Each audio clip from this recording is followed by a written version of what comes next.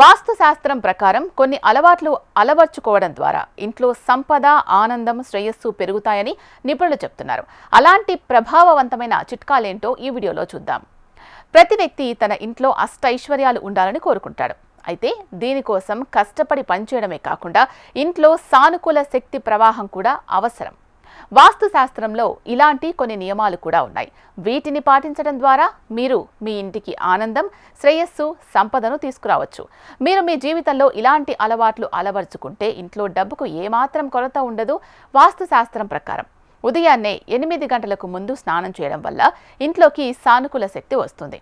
ఇది రోజంతా పనిని విజయవంతంగా చేస్తుంది. ఇది ధన ప్రవాహాన్ని కూడా పెంచుతుంది. ఇంట్లో భార్యాభర్తల మధ్య ఎప్పుడూ గొడవలు ఉంటే అది ప్రతికూల శక్తిని సృష్టిస్తుంది. లక్ష్మీదేవి అలాంటి వాతావరణంలో నివసించదు. కాబట్టి గొడవలు పడకుండా ఉండండి.